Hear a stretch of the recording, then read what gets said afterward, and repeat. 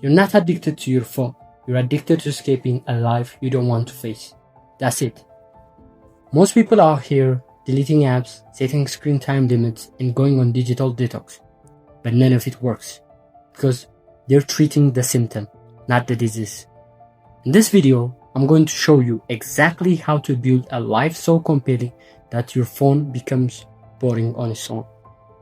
No willpower, no app blocker, no suffering. Don't quit your phone, just make it boring. Think about the last time you grabbed your phone. Did you actually need it, or you had 1 second of silence and your brain went on looking for something to fill it? That's not phone addiction, that's an allergy to your own reality. You're running from your own life. Your brain requires dopamine. It's a biological survival. If your life has zero purpose, zero achievement, your baseline dopamine is starved. That's why your brain goes hunting. And your phone is a digital fast food open 24/7. You're not weak, you're just starving, and you don't know what else to eat. Tech companies know this. TikTok, Instagram, and other social media companies have an entire staff dedicated to exploiting this weakness.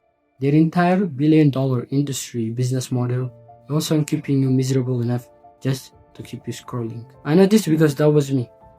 I wasn't addicted to TikTok. I was addicted to numbing the anxiety of absolutely doing nothing meaningful in my life. App blocker don't work because they treat the symptom, not the disease. The phone was never the problem, the reality you're escaping from. Stop fighting the screen. This isn't just my theory. A study published in Preventive Medicine Report analyzed thousands of people and found a direct, massive link between physical activity and breaking phone addiction. Here is the wild part. The physically active people didn't use willpower or they didn't delete the apps from their phone. The phone just got boring. Because they gave their brain a real dopamine source and the phone simply could not compete anymore. Your brain was never broken, it was just starving for something real. Feed it and the addiction evaporates on its own. Now I'll give you the 5 techniques that I use in my personal life that help me get over my own addiction. Step 1. On your first 4 hours. Every morning you will wake up at the same exact time. Before doing anything else, before checking your phone, listening to music, or start doing anything, you will sit down on your bed and you will stare at the wall. I know this might sound crazy, but it's actually backed by science. Your brain wakes up with a clean slate of dopamine.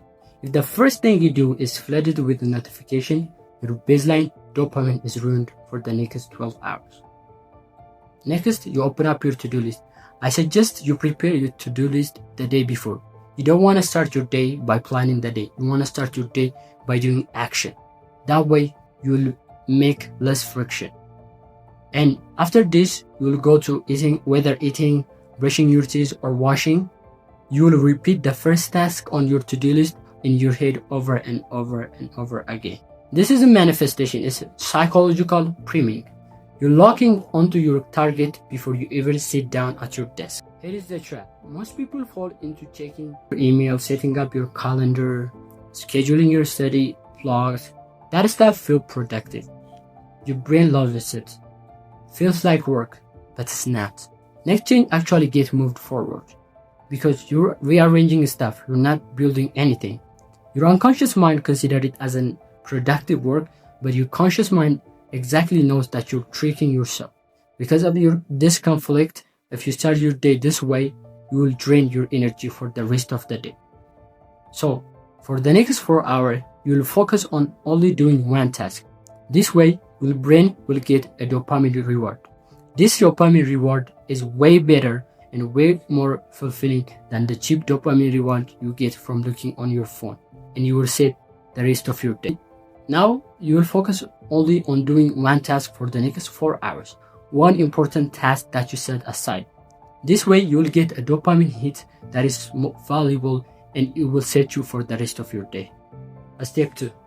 Block time for doing nothing. Expand this to fill whatever time you give it. So, if you have a task that will take 2 hours to complete, but you give it 3 hours, that work will expand to cover all that 3 hours.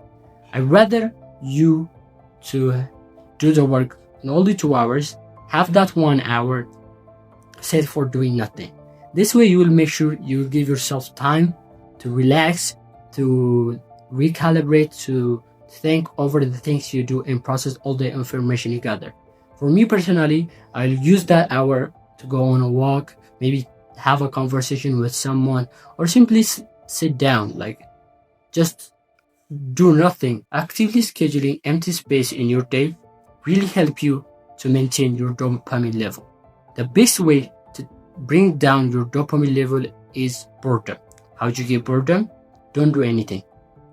This might sound very cheesy advice, but it actually works, because if you start using this, you can control your dopamine level, and if you can control your dopamine level, you'll be able to do your work efficiently.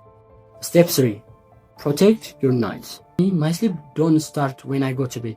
It starts 1 hour before my bed. 1 hour before my bed, I make sure not to use my phone 1 hour before going to bed. And one thing I love to do is that during the day, I will never use my phone while sitting on the bed, because it teaches my brain that bed means sleep. I can't use phone on my bed, and I make sure to remove any distractions such as my charger, my earphone, my phone, and I don't put it near my bed, because I want to make sure whenever I go to bed is for sleep and sleep only. If you're someone who struggles to go to sleep, I have 2 advice for you. One is increase the amount of activity you do throughout your day. Maybe go to the gym or start running. And the other one is my personal favorite. I use music to help me get sleep, especially Mommy is Mark.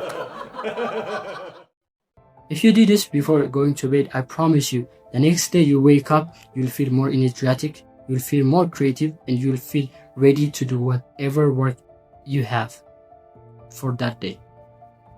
Step 4. Plan your day. Here is the truth. You don't reach for your phone because you love scrolling. You reach for it because you have nothing pulling you forward. Purposeless is time killer. And this simple plan eliminates all of that. Bonus tip. I use this system called 1-3 to structure my to-do list. Basically, I will have one major task on my to-do list that I have to accomplish during the next day.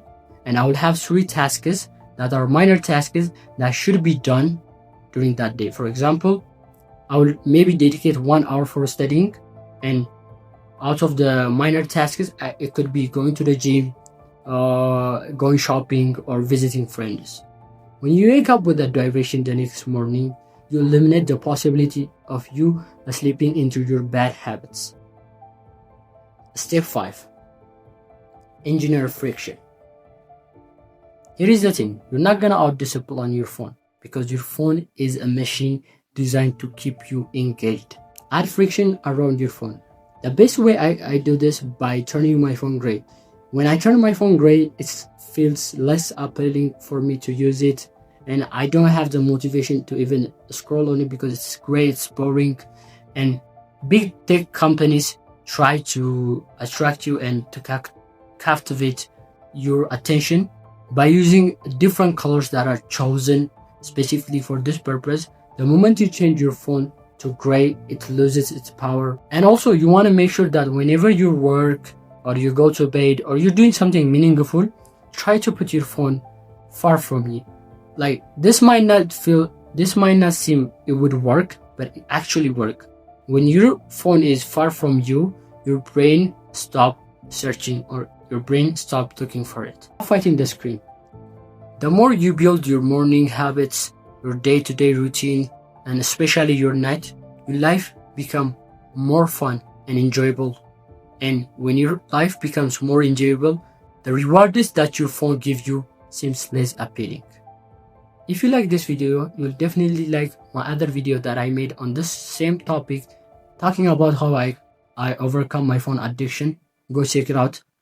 Go build yourself, go build your morning, go build your nights, and make your life enjoyable that you find your phone boring.